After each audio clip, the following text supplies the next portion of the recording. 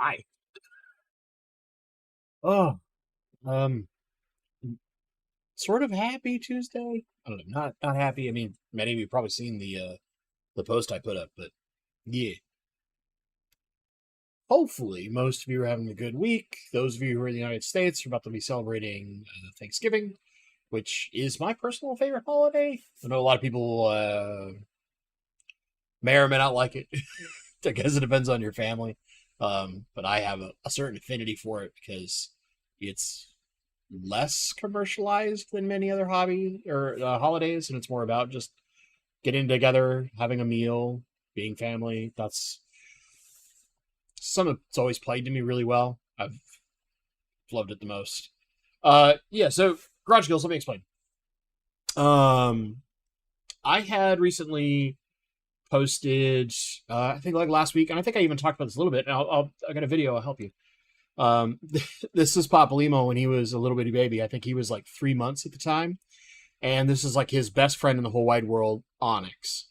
Onyx is a big 100-pound husky, very very good boy, the goodest boy one might argue. He taught Papa Limo a lot about being good, and often would reinforce his manners. But this is this giant husky playing with this little corgi puppy. He got super super sick and unfortunately yesterday passed away. So, um, been tough.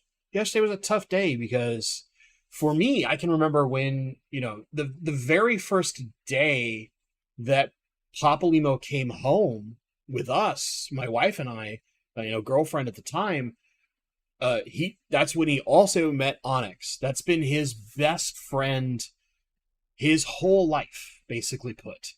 And any time that we would go visit, he knew. Like, he just knew when we got to certain points that that's where he was going. He would get crazy excited. I can remember, try not to get too emotional, but I can remember we would get there and pull up, and I'd open my door, and Papa Lima would be in the back, and Onyx would be at their side fence, which is right by the area where cars can park, and he'd just be like losing his mind because he was so excited. And that's how much, like, these two boys, despite massively different size, this is just how much of a like bond that these two had. But basically, he had a really horrible,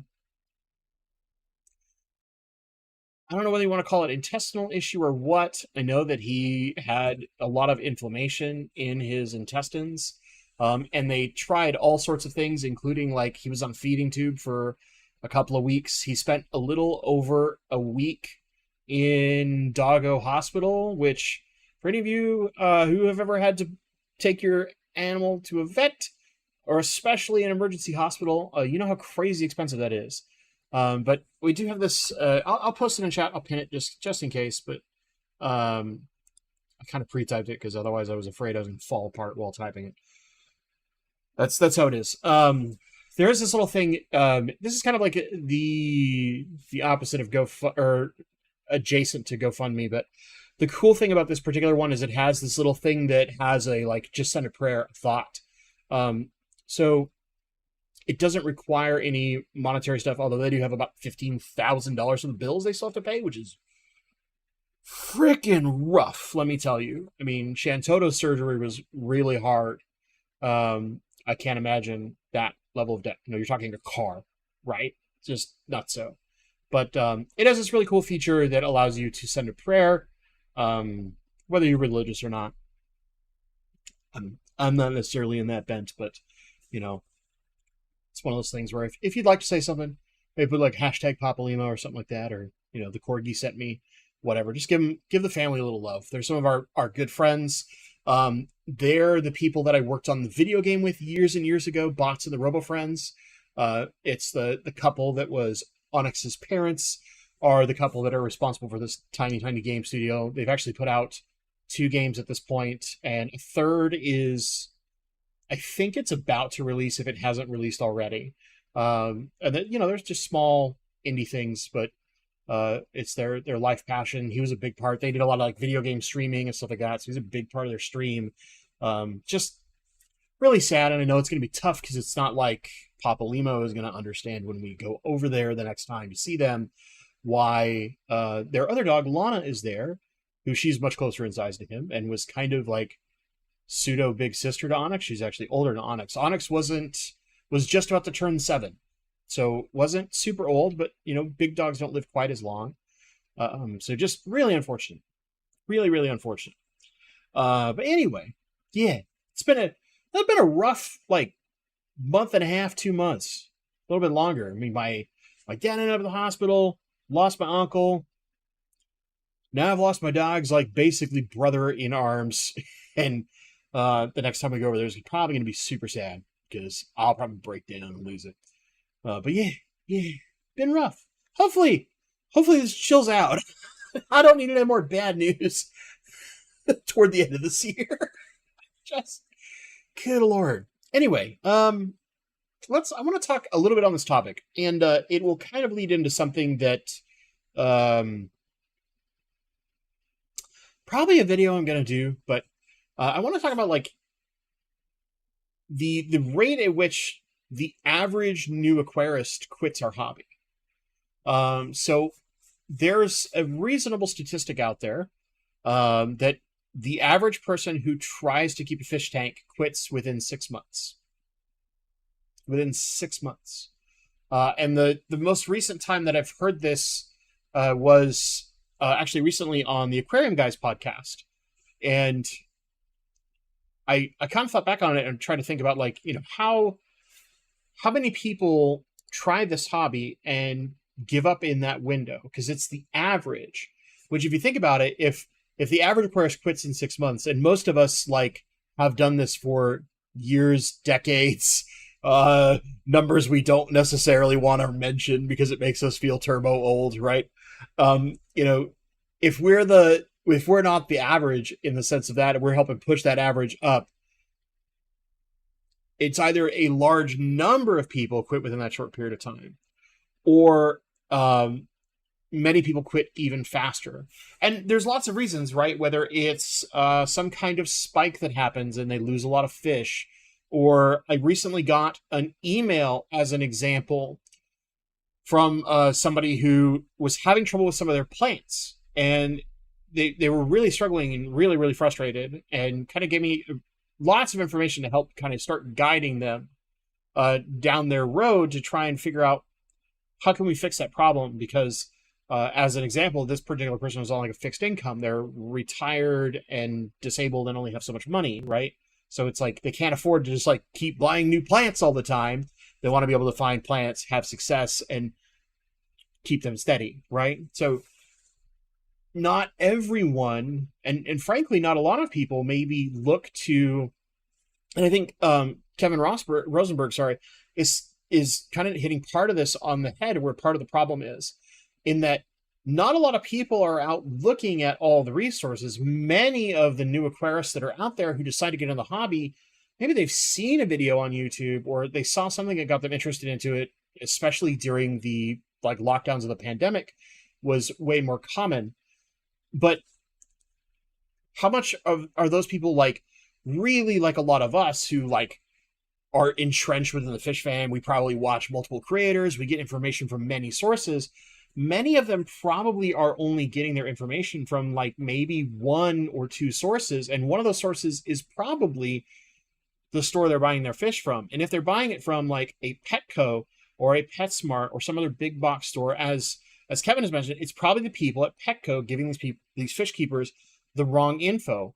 And often it's not necessarily wrong so much as it is forgetting that we're trying to control the chaos that is nature in a small glass box, right? And when you're doing that, it means that every tank, even all of us who have multiple tanks in one house, right? At one point I had 32 tanks. I think that's right. And an itchy eye. But, I'm at 11 right now. Now, granted, most of my tanks are bigger. I don't have a lot of small tanks anymore. I've turned all my multiple small tanks into one larger tank. That's kind of been my philosophy of how I've reduced my number of tanks, but kept a similar amount of gallons of water in my house. Which, maybe my insurance won't like that fact, but that's not the point, right? But for those of us that are doing that kind of stuff, they're not thinking about the fact that, like, every tank, including its 2 tanks in the same person's home, can be wildly different in their chemistry, in the way that they're set up, so that each one's a unique environment. So when you give advice, you might mean really well, but you might be giving the wrong advice because it's based on experience, right? And this is one thing that I try really hard to do, and I know I'm not perfect, because I don't think anybody can possibly be perfect at this, is that whenever I do give advice, I try to make sure to cover a couple of different things. One, this is based on my experience. I'm not like a botanist or a scientist or any of that crazy nonsense, right? I'm just some dummy on the internet who likes his fish and likes plants in his fish tanks and has tried to keep them with some reasonable amount of success.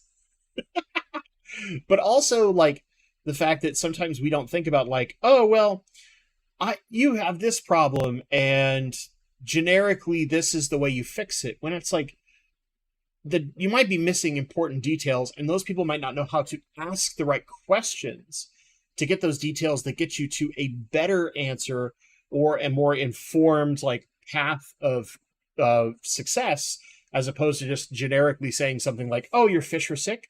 Well, why don't you give them the med trio? Right?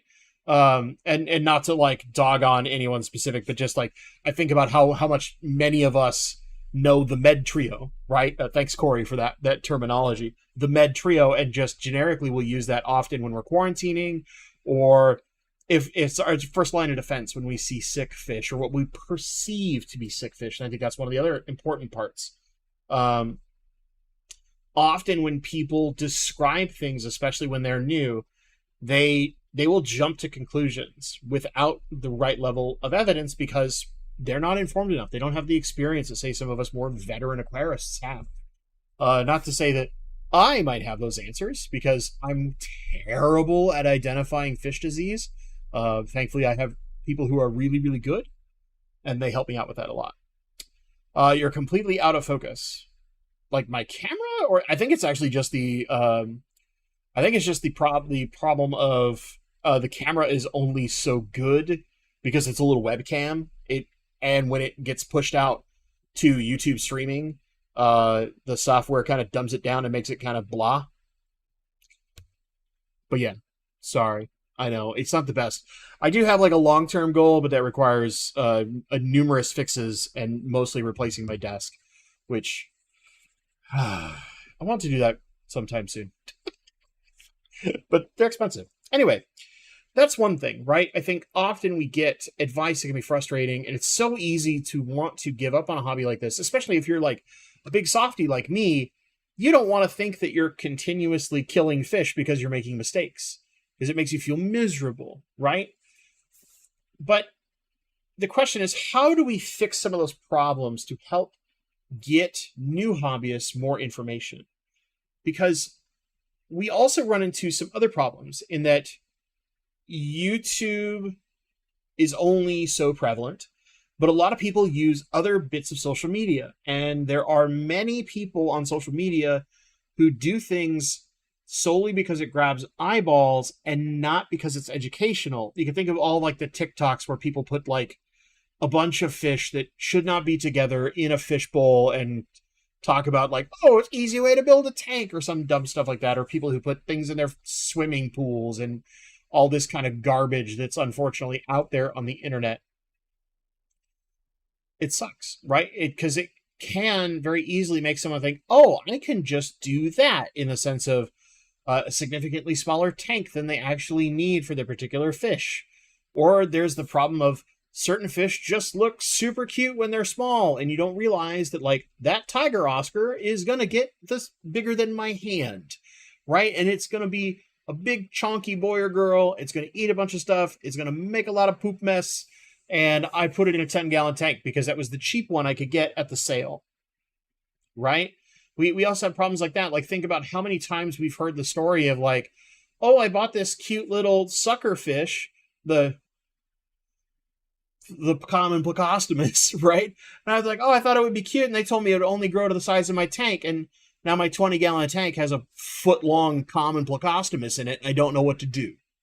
You know, things like that, right? Where they see certain fish, red-tailed catfish or one of the other ones that many of us have argued should not be in the industry whatsoever. They shouldn't be sold, but it's kind of hard to stop that when they sell at the rate they do. The companies will keep doing what they're going to do to make money. It's unfortunate and it sucks. So how can we arm ourselves? How can we do this a little better?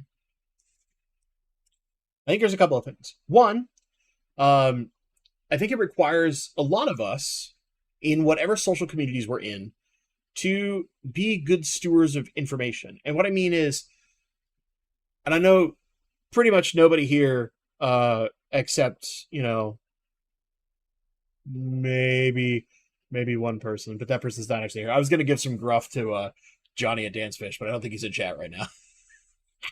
Are going to be like your online fish police, right?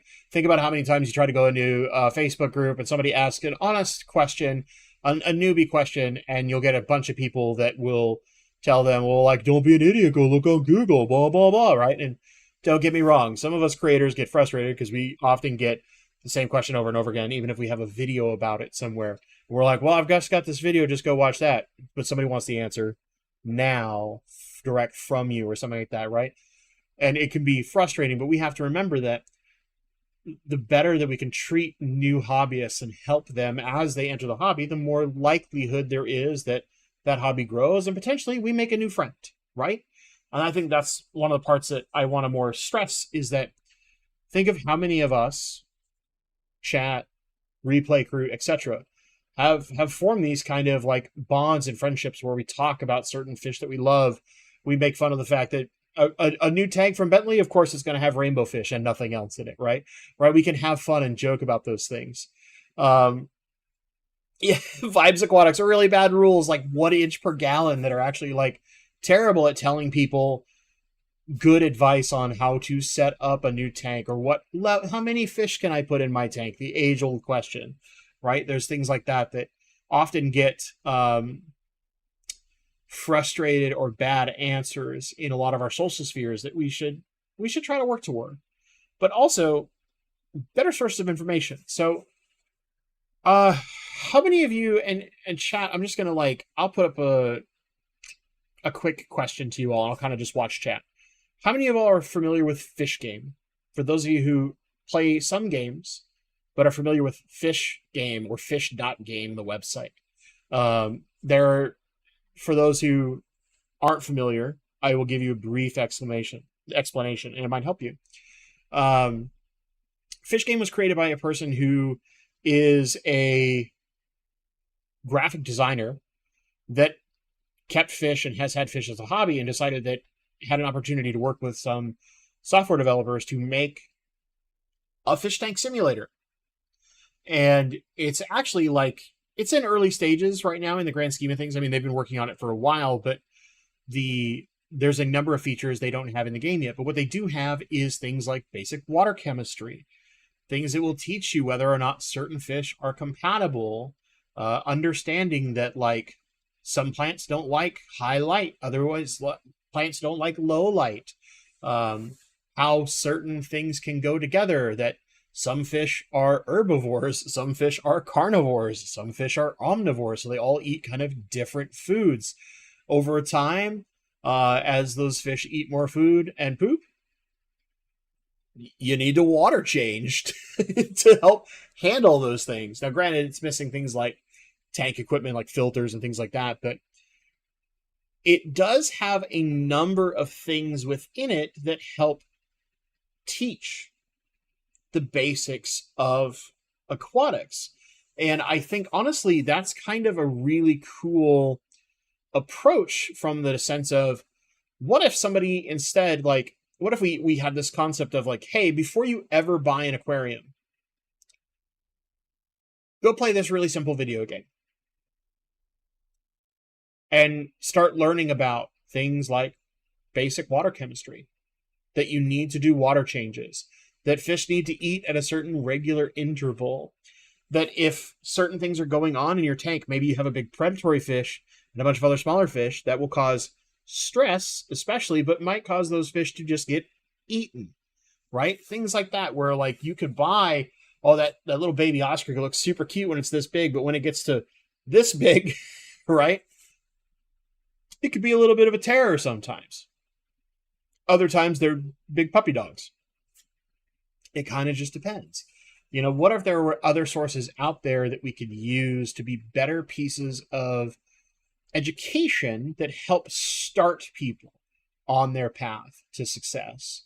And I think that's one of the things that I want to see more of, is ways to help people have an easier access to education. And I say this knowing that, like, there is so much on the internet that you can learn about fish if you want to go and dig, right? Like Tony Adams is saying that I almost quit. I had a terrible algae and cyanobacteria.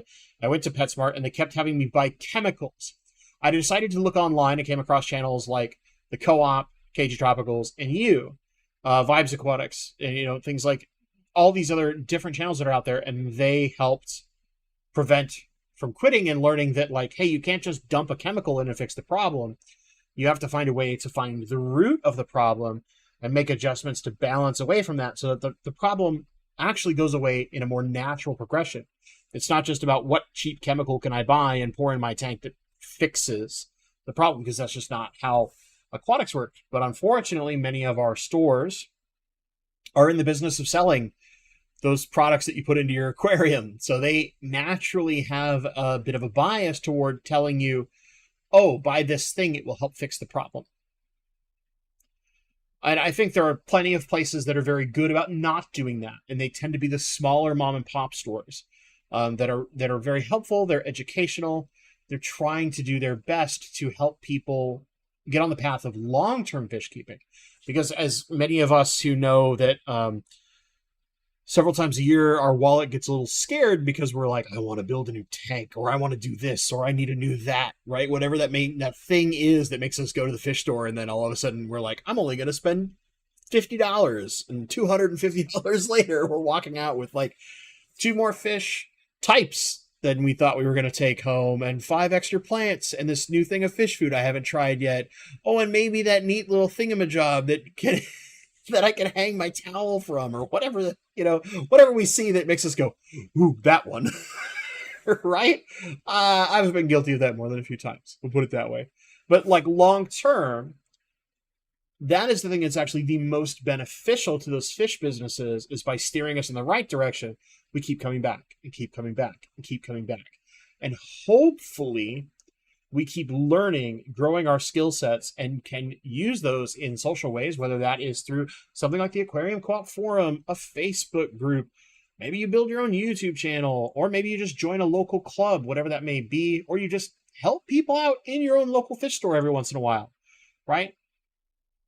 Whatever that may be, that helps us collectively bring that number up some, because like the average aquarist quitting the hobby within 6 months, to me, is terrifying, because that tells me that over time there's going to be less and less of us old farts sticking around doing this hobby, and that slowly that hobby's going to keep going down, right? Because there was a huge boom in the hobby when the digital age was far less prevalent.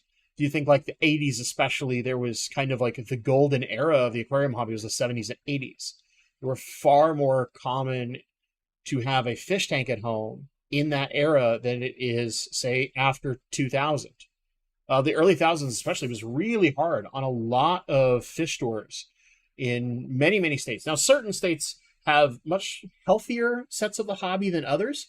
It may seem like the Seattle area is like chock full of like really strong hobby because we have a pretty good club and a number of us idiots on the internet who are all happen to be from this area. But I would argue actually like the Seattle area is nothing compared to what it used to be, and that other areas are significantly better. And my example would be something more like the East Coast.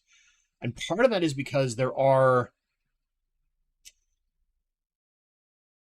a higher density of people that are interested in traveling to events, stores, etc., to keep their hobby going. So like you might have a club that's 3 hours away from you, but the hobby might be so good that you have a group of people who are all willing to carpool, and it makes it more of a fun event. Like, hey, we're going to go to the fish club in Raleigh, right?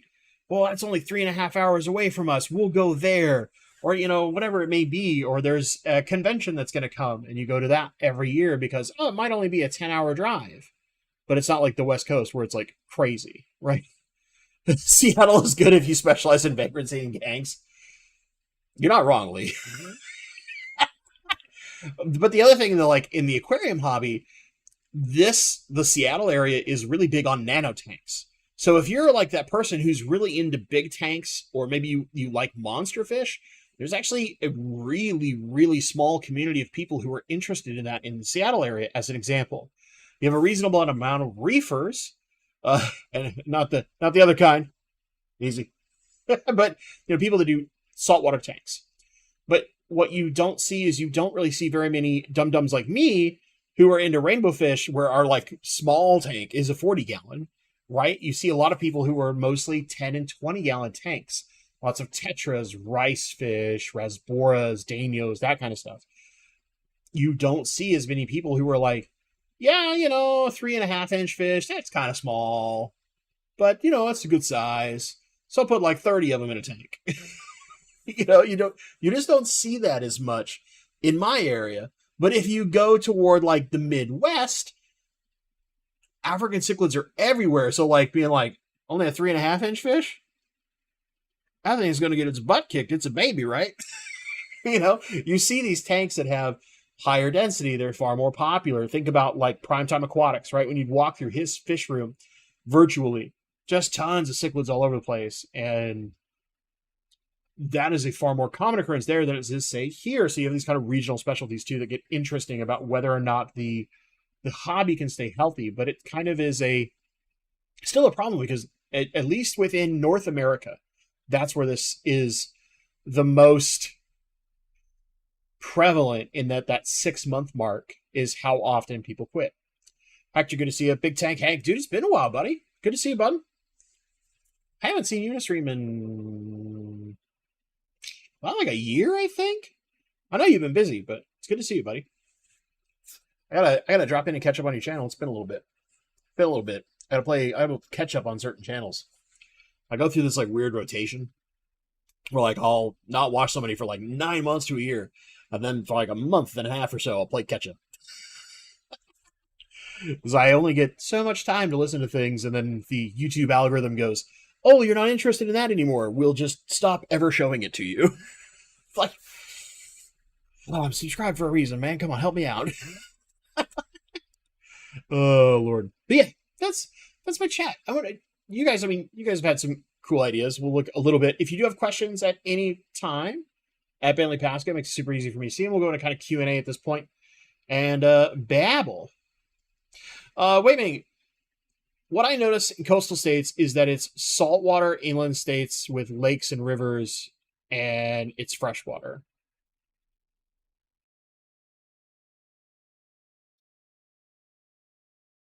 So you're saying that like you see more saltwater in the inland states that have more lakes and rivers? Or rather that like in coastal states you see more saltwater, where in inland states where they're locked away from saltwater, particularly as far as like can go to the beach, ocean beach, that they were more likely to use freshwater. That I could kind of agree with. I think you see significantly more saltwater hobbyists when it comes to either of the coasts. But you still have like really strong freshwater depending on region. And a lot of that has to do with our water, right? Like there's extremely soft water in the Northwest. So why would you keep a lot of hard water fish unless you're willing to do a ton of work? Where if you go to say like parts of the Midwest, not all of it. I know some of them don't have like liquid rock water, but those that do, why would you try to keep soft water fish as your primary thing? Because that will take a lot of work to continuously fight your water, right? Where it's so much easier to keep something like an African cichlid, one of the Rift Lake cichlids, or keep something that naturally does well, rainbow fish is an example, in hard water. Makes sense. But plenty of people also just like can do whatever, right? I mean, I imagine Omar would have interesting, as someone who owns a fish store, have interesting perspectives on this about like where he sees problems in people quitting the hobby compared to say like me, the idiot on the internet. right? I think you would have drastically different opinions about how we fix the problem based on personal experience, which could be really interesting. We might have to talk about that sometime. Just saying. Just saying. All right, let me see if we got some questions to get us into. But yeah, if you have questions, feel free. At Belly Pasco makes it super easy. Wei earlier said, I'm a third generation hobbyist. I remember Grandpappy said why people quit their hobby around the half year sweet spot. It's because you have to be a mad scientist / crazy hobbyist with patience. So I'm guessing the lesson there is mostly that people run out of their patience to keep figuring out where they're having their struggles. And I can kind of feel that. Like when I came back to the hobby, as an example, when I was mostly working on the flex that used to be here, right? I killed so many plants. And my struggles with neon tetras like resurfaced to where I've never been good at keeping neon tetras. But I like them so much because I think they're such a cool fish. I bought a bunch of tetras, put them in my tank, had a bunch of plants. Problems. And as a like more experienced hobbyist at this point, my answer now is like, well, okay, I did add the tetras at a pretty reasonable pace. But what I probably didn't do very well is wait long enough to make sure that all of my plants had fully settled in. So as some plants had some die off, we'd have excess waste occurring in the tank, plus the waste from the fish. And despite me doing weekly water changes, that's going to mess with the parameters and cause some problems. And that could eventually lead to stress, which causes issues in the fish. And that's why I kind of would see this like little die off before they probably should have passed, right? In theory, I should have been able to keep them for at least a couple years. Modern tetras, 2 to 3 years is kind of normal, but some people can get them to live like 5, which is awesome. I wish I had their skill. But it's one of those things where like I can think back on where my mistakes were now, but did I realize them at the time? No. And it took a while to figure that stuff out, right? But I'm lucky or unlucky, depends on how you want to look at it. I'm lucky in that I'm a very tenacious human being and I don't give up on dang near anything if I'm really interested in it. Might be unlucky because, who knows how much money I've spent on fish. But that's a hobby I love. So what do you do, right? What do you do? All right, catch up. Gary Duncan, I bought an Aquaneat Light when I set up my 26-gallon bow front because it was all I could afford at the time. I recently replaced it with a Fluval Aqua Sky, and I'm extremely happy. Awesome. Gary, let me ask you this question. Because you went through this recently, or at least recently enough. Did you find it difficult, whether watching videos or not, to kind of deal with the difference in the two lights, to kind of dial in your brightness to where you didn't have maybe like too much algae all of a sudden because maybe you've got way more light, or maybe some of the plants having a little struggle because they're going to a dimmer light for a little bit, depending on how it was giving compared to that Aquaneat that you used to have. I'd be curious if you had much trouble with that, or if it just was a pretty seamless process for you, because I would think on that size tank, their light output is relatively similar. It's just a difference of color spectrum and a little bit of extra controllability, right? In that it's not just on off like most of the Aquaneats are. You have a little bit of control. You can have the ramp up, ramp down, things like the auto settings for sunrises and sunsets, all that kind of cool stuff that for me, I like a lot because I keep fish that are idiots and like to jump. So having a more gradual on off through a like false sunrise and sunset helps chill those idiots out. It's plain and simple, but also things that I like. I've found ways to get some benefit out of those cycles too. Nat Stewart, I had such better luck once I ponied up for tetras from a good breeder. I went with Dan's Fish. Dan's Fish is freaking amazing. Killed too many cardinals on the way to my school. Clarify, ones from Dan are still kicking and thriving. Yeah, and that might be part of the problem, right? When I was originally buying them, I was buying them from a fish store. Now, granted, that fish store is generally considered a very good fish store. That was Aquarium Co-op. So I generally have blamed my problems with tetras in general in the past on myself. Because, like, an example, I bought my Kochu tetras. My brain went blank for a half minute. I was like, the blue ones. Derp, derp. I bought my Kochu tetras from Aquarium Co-op, and I had them for years. They were very, very healthy, did very, very well until they started slowly aging out. And then, like, slowly I went from, 75 to about 70 to like 65, and just kind of slowly tapered down. But for a long time, I mean, there's a number of videos on my channel with the old Plants to Profit tanks where you would see just this army of Kochu tetras swimming around in that tank. And it was always lots of fun to sit and watch because they're very active, they're very pretty fish.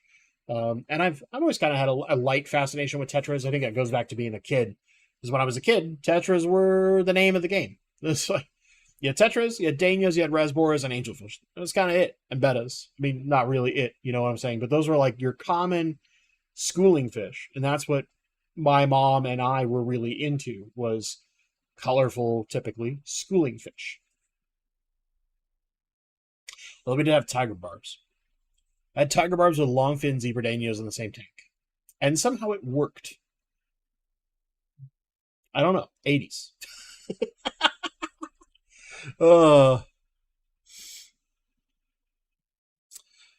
Bracken, since you keep fish that aren't popular in our area, do you have any interest in African cichlids? Okay, cool. Like this question. Also, Hector, I see a good question. I'll get to you in just a sec, buddy. Here's my thing with African cichlids. My aunt kept them for years when I was in my like early to late teens. And so I got really exposed to them quite a lot through my aunt. And one of the things that I learned is I hate the aggression that often comes with a lot of African cichlids. And while you can diffuse that by basically effectively overstocking your tank and diffusing the aggression among multiple other fish in the tank, what I don't like is that fear of knowing that once the kind of established tank boss passes away, it can become carnage in those tanks. I know too many people in this area, especially, that did that when African cichlids were very popular in the 90s here in the Seattle area, where when their kind of tank boss, so to speak, passed, their tank just turned into like a gladiatorial arena, and it got horrible with the amount that the fish were beating each other up or killing each other. So that's one of the things that's always kept me away. What I love in African cichlid fish is I love shell dwellers. Especially the more chill ones. So like multifasciatus, there's another type that I will eventually keep. I have this like grand idea in my head for a really cool shelly tank that is basically a very glorified lowboy tank. But doing something a little extra than just being a lowboy full of shell dwellers, right? I have some crazy concepts in my head that I think sound really cool. They're probably boring. For me, they're cool. And I actually do like frontosas quite a lot. But I don't know that I would ever have a tank big enough for frontosas that I would then choose to not keep rainbow fish in, because I love rainbow fish so much. Because a really big tank with rainbow fish could be amazing, right? And depending on the type of rainbow fish you choose, you could get this really cool active thing going on, where frontosas are like gentle giants, right? They're just kind of like chill. They're very relaxed in the way that they swim, but Lord, are they beautiful. The real African fish that I tend to like the most, I like the Teniatus version of Pelvic achromis. So for those of us who know what cribs are, those are the non-common cribs. So the most common crib is Pelvic achromis pulcher. And then there's a ton of different versions that are Pelvic achromis teniatus. And the teniatus are the ones where basically you have all the different catch locations. I used to have some from Bipindi, which I love them to death, because it's the cool part, unlike a pistogramma, is that as a smaller cichlid, it's the females that do all the courting. And they have this like really cool kind of shimmy dance that they do to court and kind of corral the male where they want them when they want to breed. And that behavior is just really cool. And I love, my mad scientist is definitely coming out. But that behavior is something I really, really like. And I find really fascinating, because it's very different from a lot of the other freshwater fish that I like to keep, where it is almost exclusively the males that do the courting of the females, and the males tend to be more colorful. It's the opposite in the cribs, where the females are the significantly more colorful fish. They get some amazing, whether it's reds or purples, golds, etc. And the males are kind of a little more boring with kind of a little bit of pattern in their finish. I like that because it's like it flips the script on all the things that normally are in my world. But beyond that, like most of the African fish, okay, I do like some of the puffer species, but that's you're getting out of like the Rift Lake cichlids and you're getting into some of the river fish. And also like Congo tetras are really cool.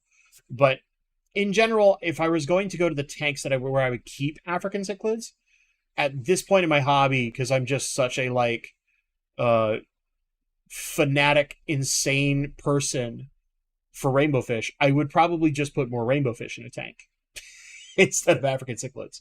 Although I say that I have seen a really cool tank from someone who keeps Africans locally, where they have shell dwellers mixed with rock dwellers, and so they specifically use multifasciata, so just standard multis, mixed with I think it's cypricomas, right? The sardine one. But basically, you have like this low level, and he has this really big tank. It's like a big 160-gallon or something like that corner tank, which is a very interesting tank. The shell dwellers stay low, and then the rock dwellers kind of dart in and out of the rocks and do their thing, and they're mouth brooding compared to like the kind of spawning that your shellies are doing. And so that kind of like combination of fish living in different territories and in some semblance of harmony, they kind of occasionally have little tiffs, but usually don't actually cause big problems, is really, really cool. And that's one of the few things about like African fish outside of the way that the cribs average that is kind of interesting to me. But it's one of those things where it's like, would I build that tank to do it right versus go, well, if I'm going to build this giant tank, I might as well put more rainbows in it. Oh. But yeah, cypricomuses are a really cool fish. I will say that. Like, sips are really, really neat. I also I like a lot of the rock dwellers in general, just because I think like if you've watched John from KG Tropicals, his redo of his yellow lab tank, it's really fun to watch those yellow labs dart in and out of the rocks, right? And their color is even more vibrant against that darker stone. It's just really cool. So yeah, just things like that. I need to take a break and answer. There's a couple of super chats. I want to say some big thanks because I really appreciate it. Vibes Aquatics with a happy Thanksgiving. Favorite side dish? That would be dressing. Some will call it stuffing. Technically, I know if I don't call it dressing, somebody's gonna be gruff. I actually call it stuffing because I'm a heathen. But specifically, my family has a recipe for a cornbread stuffing that I've made for years and years and years. And even though I'm not cooking this year, I might try to make some anyway because I love it so much. It's like one of the things that I've kind of, I guess you would say, mastered as far as a dish that is like definitely mine, where it used to be a family recipe, and now it is definitely like, oh, if you're gonna have the cornbread stuffing, you want Bentley to make it, right? My mom taught me how to make it, and I've kind of over the years just figured out the right ratio of things to get it just right, and it's super simple. It's nothing crazy. It's literally I need to make a thing of cornbread about 2 days before, so in theory I would need to make it like now. Because you want it to dry out a little bit so that it soaks up the stock really well, and that helps it get really good flavor, right? It's other than that, it's very simple. It's like your standard breadcrumb mix, some celery, some onion, a ton of butter when you're cooking those things, because it's Thanksgiving and butter, and then a good amount of like your sage seasoning, because we like ours with a bit of oomph in it. And that's basically it. It's like so straightforward. There's no meat in it whatsoever, but it's not vegan because it's butter. So pseudo-vegetarian? Probably not because the butter, but yeah, whatever. Whatever.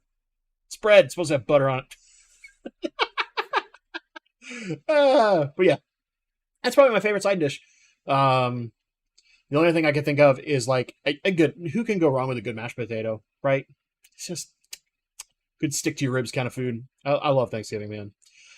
Pets Corner. I give my fish Daphnia twice a week. Tips on Daphnia.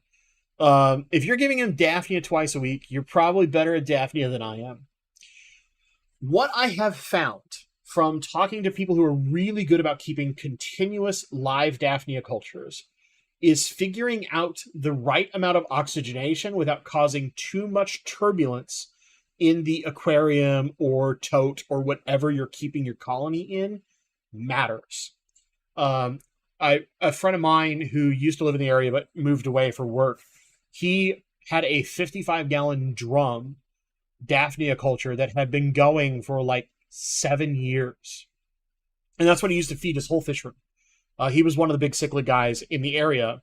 Lived up kind of near where John Epson is, which is about like 2 hours north of me or so, drive-wise. But dude was a wizard with Daphnia. And his big tip was always like, you want oxygenation, you want some water movement, and you need a little bit of filtration, like a good sponge filter. But the problem comes if you have too much turbulence in the water, it actually messes with the Daphnia. You need to figure out kind of the right balance to make sure you have sufficient oxygen and sufficient filtration in your water without messing with the Daphnia too much. Very, very interesting tip. I never got good at it. I've only tried to have a Daphnia colony twice, and both times it lasted for a while, usually in an outdoor tub in the summer. And then as it got to cooler temperatures and I tried to move that inside, it always failed because I'm not good at that. I'm really bad at live foods, to be honest. I can keep vinegar eels because they're basically brain dead easy. But other than that, never been very good at live food. I know that doesn't help that well, but maybe it helps a little bit. A little bit. All right, Finflix. What are your thoughts on male rainbow shark sharing a 75-gallon with 8 bosemani? So my concern there would be over time, the size that the rainbow shark can put on. And some rainbow sharks can get a little aggressive. But as far as like early on, especially while the rainbow shark is in its like younger and mid sizes, I don't see really any problem with that. The rainbows are such a naturally like fast and boisterous fish. I don't foresee them having issues. They might wig out as the rainbow shark gets a little curious. And the only problem you could have is if the bosemani are significantly bigger than the rainbow shark to start, they might hog a lot of the food. And you might have to do a little extra work to make sure fish food is getting down to the rainbow shark without those pesky rainbows getting to it first. But otherwise, I don't necessarily see a lot of problems early. And I put early in quotation marks because rainbow sharks don't exactly grow super fast. So you would probably be looking at like a couple of years where you're just fine. Right? One of the things I would think of. Hope that helps. Hope that helps. And then Dennis Engel, thanks for the fist bump. Some of those stickers, man, they give a good giggle. All right. Let me back up because Hector had a question. I want to get that, and then I'll catch up with everybody else. What do you think about the online tank police? Do they help? Do they not help? They don't help, period. They do not help, period. And the reason why they don't help is because they're assholes. No one, no matter how good the advice is, responds well to someone being an asshole. They don't. There is a way to use tact when people do something stupid. I put this in quotation marks because everyone makes mistakes. Even the people that are the tank police now were the dummies making the mistakes before, right? And the problem is that most people don't understand how to use tact and how to communicate with people in a constructive way that is helpful, that they will be receptive to. Often it's like, why'd you do that, dummy? You could have found that on a Google or some dumb crap like that, right? There is an obvious thing, especially in online communication, because people in general are really, I don't want to say handicapped, but it feels like that's the right word.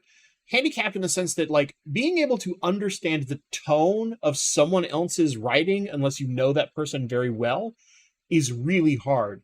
And it is very easy for the human brain, because this is just the way our like deep down psychology is rooted toward, to assume in the negative, right? To assume that when somebody writes something critical of us, they're doing it in a not nice way. They're trying to be an asshole, right? And I think that's the biggest problem that you have with tank police, is that in the end, most of them are trying probably in some way, shape, or form to be helpful. But it's so hard to communicate in a way that doesn't seem snide, seem snippy, seem insulting. And even for, like, say, someone like me who has a vocal platform where you can hear my vocal inflection, you can see what faces I'm making. So when you say something and I'm like, you know immediately, like, oh, this son of a bitch is going to tear me apart, right? As opposed to like, okay, not the way I would do it. Here's what I do. This is what I found to be successful in my experience. Blah, blah, blah, blah, blah. One thing you might try, instead of like, well, yeah, of course you're having that problem. You're doing X, Y, and Z. Tone is so important in how we communicate with other people. Whether it's in a professional environment, in a hobby, or just someone you run into. Common courtesy is your best friend. And unfortunately, tank police are horrible at it. So yeah, they suck. Plain and simple. Tank police suck. I thankfully haven't dealt with too many of them. But there are occasions, though, where tank police are warranted. I will give you an example. In the Rainbow Fish Live group on Facebook, which is where most of the bowhead psychos like myself hang out, there was someone who was very proudly showing their short body Bosemani rainbows that they were breeding. So they're purposely breeding a genetic defect that horribly cripples the lifespan of these fish to sell them. And now balloon fish and short body fish and things like this in certain cultures are popular. However, in rainbow fish fandom, we hate those things because it leads down a kind of scary path of what has happened to many other fish that has made them more fragile over time and taken away from the natural beauty. You have a rainbow fish, you already have this fish that is so beautiful. There's so many different colors. There's all these different behaviors, all this crazy nonsense you can get on rainbow fish. If you don't like the way that one rainbow fish looks, look at a different one. There are smaller ones. There's dwarf rainbow fish that are naturally smaller. You don't need to do this dumb short body nonsense that ruins their health over time.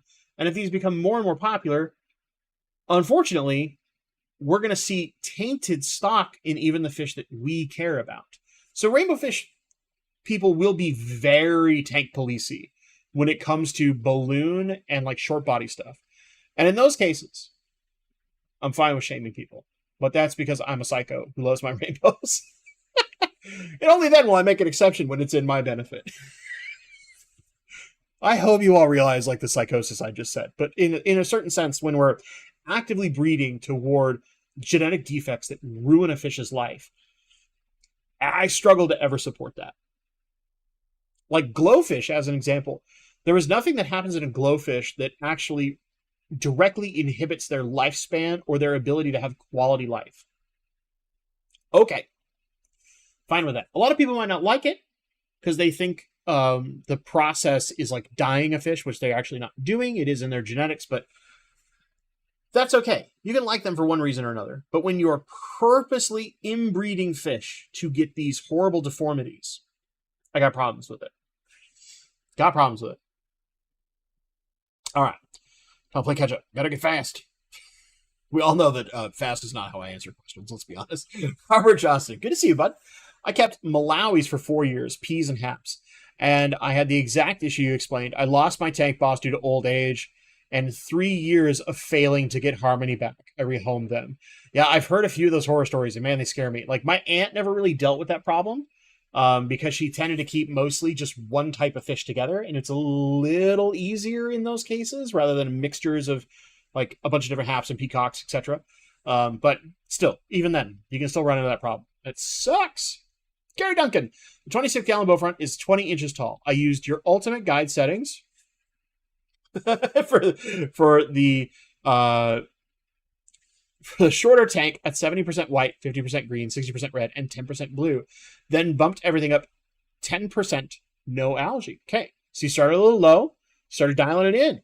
I'm glad that worked well for you. That's one of those things that, like, anytime I see someone who has success using any video I've put out, it makes my week. It really does. Every once in a while I get that comment is like, hey, thanks to your video, I was able to solve this problem. Those things make my week, because that's the reason that a lot of us do the YouTube thing, is we just want other people to be able to have some semblance of help from the same experiences we've run into. Because if we've run into a problem, we don't want other people to run into that problem. Or if we know how to fix a problem, we want people to be able to not continuously deal with that problem and find the fix. Fix is a quotation marks. Nothing's perfect with nature. Nature is its own crazy animal. Thank you. I really appreciate that. Oh, okay. Jeez, I'm behind. Stay out of your wife's kitchen. Run away. My wife doesn't cook that much. Although she does, her family has this like really awesome creamed corn recipe. It's quite good. Quite good. If you like creamed corn, which I do. And it like my stuffing recipe is simple in the end, but it's all about execution. Backyard aquatics. Oh boy. I got banned on Reddit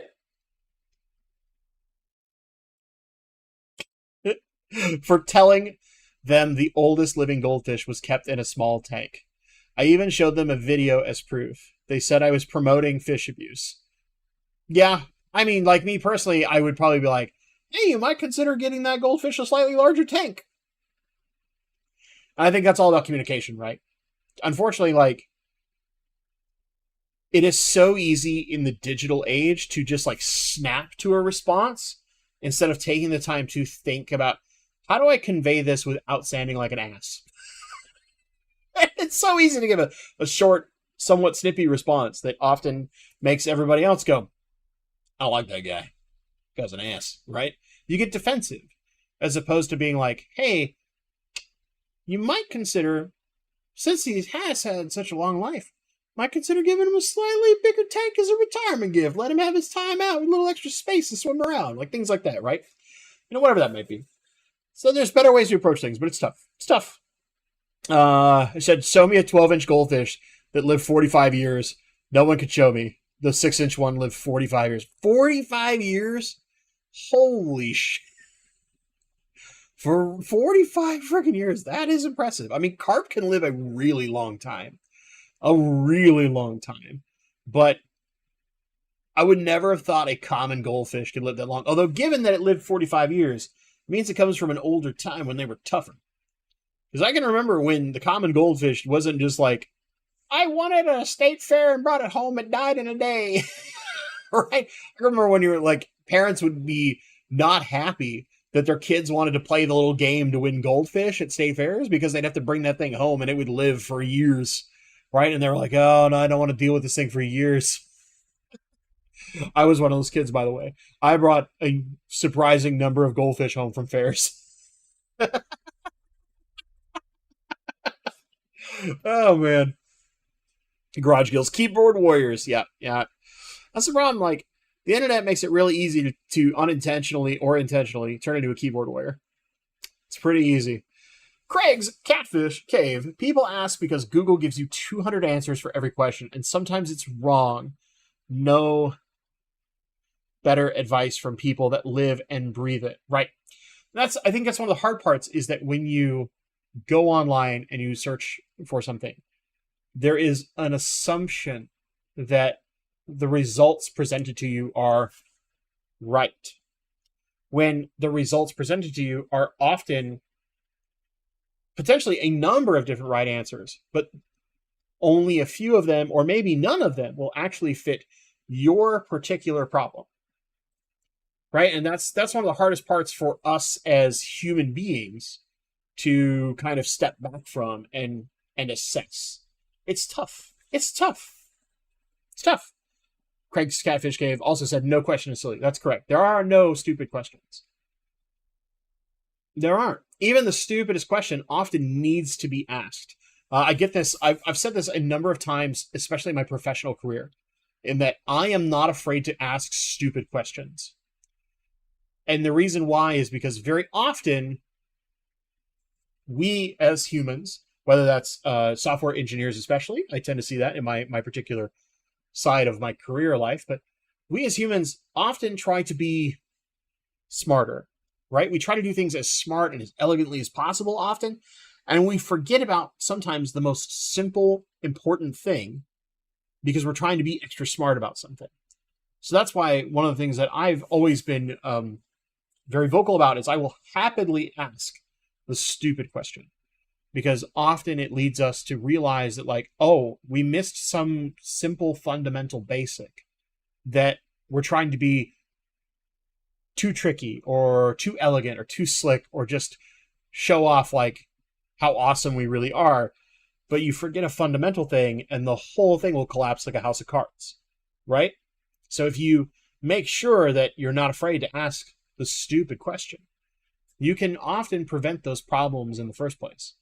That's part of my life. And like, I can remember when I was working at Amazon, I would tell my entire team, if you ever have a question that you are worried you're going to sound stupid for asking, send the question to me and I will ask it, because I am never afraid of that. Because if you have that question, then it is the right question to ask.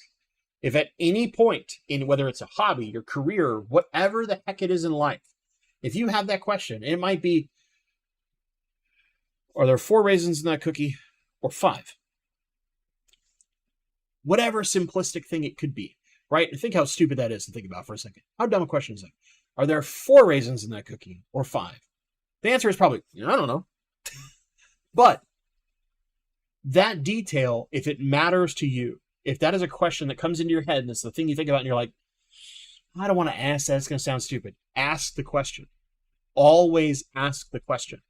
Because you never know whether someone is forgetting about something or whether it's going to lead you down a path to a really, really good piece of information that will guide and shape what you're doing for the next month, 6 months, year, rest of your life. You never know when that amazing piece of advice is going to come. And often that information, piece of advice, whatever it may be, comes from the simplest, stupid question. At least that's my experience. What about you? Right? Ask stupid questions. Because the worst thing you're going to get is a stupid answer. That's fine.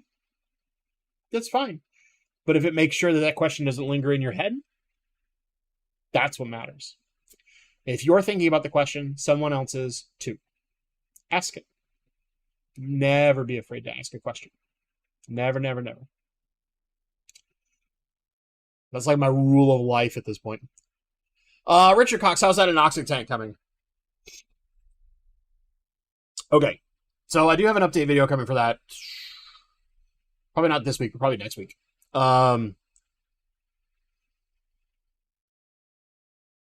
The short answer?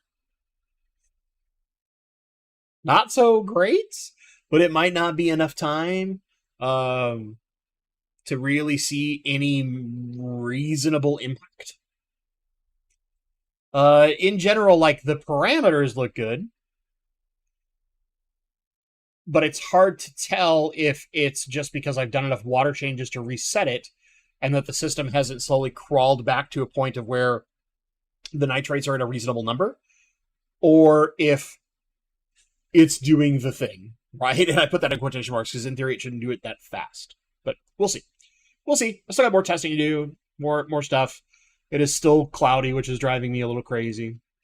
I've been debating putting an aqua-clear on it and just stuffing it full of sponge to try and clear up some of the water, because just water changes was not enough, and putting in a polishing filter hasn't done too much with an internal filter, which means it's probably mostly just a giant bacterial thing in the water column, and because there's not things like plants to help settle that down, I might be dealing with her nigh on forever.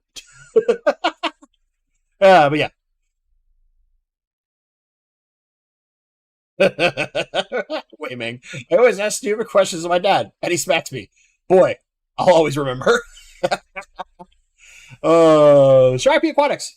Starting up a 40-gallon planted community tank. What would be your go-to filtration? The plants. I know, cheating. It would depend on the type of fish I plan on putting in there and how much water movement I need. Honestly, I tend to have a preference toward hang-on backs, although I will say if you can get the right level of like jet lifter style tube on air-powered filtration, it can be really, really, really effective. Like corner Matten filters, as an example, can be amazingly effective filtration methods in a plant tank and can hide themselves relatively well. So it just kind of depends on what you're trying to go for. If you don't mind powered filtration, you can use things from small canisters to hang-on-backs, right? They work phenomenally well. They do all sorts of things. They're relatively customizable, blah, blah, blah, about what you pack them with. But if you're trying to do something that maybe doesn't require extra power, or you only have so much space so you can't fit one of those kinds of filters, or maybe you're trying to do it in a rack system so that makes it harder to do things like tubing and stuff like that, that might limit you towards some of your options. But really all that matters is in a good planted tank, the plants are going to do a lot of the work. So really what you care about is the amount of circulation you need to make the fish happy and keep the water moving so that the plants can do a lot of the work. And realistically, all you're doing is catching some amount of detritus in your mechanical portions of your filtration to keep things a little clean, unless you're like really, really meticulous about your gravel backing. Yeah. Me personally, just the way that I like to do things, I would probably have a hang-on back mounted on the side. In a 40-gallon breeder, it would probably be something like a Tidal 75 or a 110, or something like the AquaClear 70 or 100. I'm a big fan of the AC 100. I want like a middle ground between the two of them. I might even consider a Penguin 350B if I could find one, because old 350Bs they're amazing filters, mostly because they're basically indestructible. And realistically, the only thing I have a filter on there is for mechanical filtration. The plants are doing almost all the work in my planted tanks. Yeah, AquaClears they're just great filters. But yeah. Those are my ideas. That's my story. I'm sticking to it.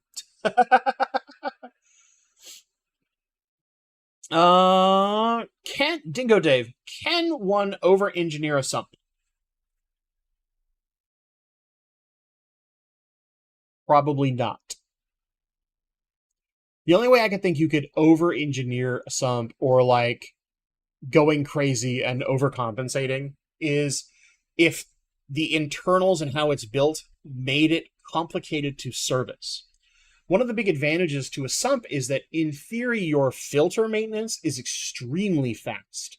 Because you usually just have a couple pieces of mechanical filtration, whether that's filter socks or some other kind of batting that's only in a couple places, that is really like your quick clean. You're only cleaning those things, and everything else is not dealing with detritus layers. It's there for its biological power, or maybe you're housing some extra plants, or you've done some other things. And in that case, like, could you go too large on a sump? In theory, no. Where that theory falls apart is if you had a sump so large that it naturally dictated a higher amount of water flow than what the tank above could handle. As an example, let us say that for some reason we put like 100-gallon sump on a 10-gallon tank. Well, in order to make sure we had a meaningful amount of water moving down to that sump, we probably are pushing a higher flow rate than is reasonable in that 10-gallon tank for a majority of the fish we're going to keep. And that would be where I would say it's a problem. But most good sump practices in general are something like no more than about half the size of the tank above it, right? So like if you have, say, a 100-gallon tank, often something like a 40-gallon sump or even a 20-gallon long as a sump is perfect, right? You don't need a massive water volume in the sump unless you're going really, really big. And this is more common with saltwater tanks where you need a lot of big equipment. You're trying to hide it in your sump, like skimmers and things like that. Freshwater, you don't necessarily need that. Like, I tend to like about 40 gallons worth of sump on a 100 to 150 gallon worth of tank, to give you an example of size comparison. That means that I can produce a reasonable amount of water flow without potentially draining too much water out of the sump too fast compared to the incoming water flow. But yeah, hope that helps. Getting a 225, we'll have a sump made for it. Yeah, I mean, you could do You could pretty easily do anything between about, I would say 60 and 75 gallons would be about where I would target for the size of the sump. You could go bigger, absolutely. You could do something crazy, because what you could do, in theory, is have a spare chamber in the sump that is designed to hold fish that can't live, or shrimp potentially, that can't live up in the main tank because of whatever you're keeping in that 225. But it's something you want to keep. Maybe it's something kind of maintenance related or what have you that is good for the system. Or maybe just spare plants, whatever it might be. You might have large fish like cichlids that don't do well with plants, but you could keep plants down in the sump to be kind of your nitrate sponge, so to speak, where they soak up a lot of your nitrates and help do that for you without being in the main tank so they don't get destroyed by the fish. This is one of the benefits of sumps, is they're so customizable and you can do so many crazy things with them if you want to. You don't have to. That can be really, really helpful. My thoughts. If I could run every tank on a sump, I probably would. Especially big tanks. Big tanks on sumps, love them. Love them. Even though I don't have any right now. Seems like I'm doing it wrong, right? Oh, man. Clayton, what would be the go-to dechlorinator? Seachem Prime or something from API or any other brand? What's the best value, money versus different? Seachem Safe is the best value for money. I bought one of the large plastic tubs. I mean, it's like bigger than this water glass, basically, right? Of Seachem Safe. I have, in the last 5 years, only used 2/3 of it. And I use that for every tank in my house, because it needs so little. Now, if you have very, very small tanks, getting those tiny measurements can be a bear. So there is that problem, because it's like the classic Seachem problem to me, which is that the measurements are never in a simple and easy to use fashion.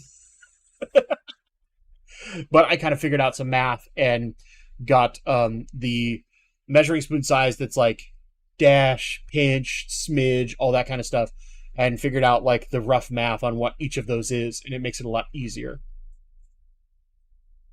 Okay. Gang, we're definitely like over the usual time, and I'm supposed to go have dinner with the family, so I want to thank you all for being here. If you didn't get a question answered, feel free to email me, bentley.pasco@gmail.com. I will try to get back to it as soon as possible, especially with the holiday weekend coming up. I'll have a little extra time. Or maybe we'll turn it into a topic for a live stream. One of the other things is, if you're a member, members have access to the member Discord at the Rainbow or the Pseudo McGill level and higher. I'm probably going to change a lot of that stuff soon, by the way, and make it simple and easy. But yeah, the members Discord is a really awesome way if you ever have topics or questions. It's basically like the Bentley Bat Phone. It's my one way to say, kind of like, consider being a member. But yeah, as always, gang, I want to thank you so much for watching, and stay awesome. Also, if you get a chance, it's pinned in the comment if you just want to leave a little prayer for Onyx, which is my boy Papa Limo's best friend in the whole world, who just passed yesterday.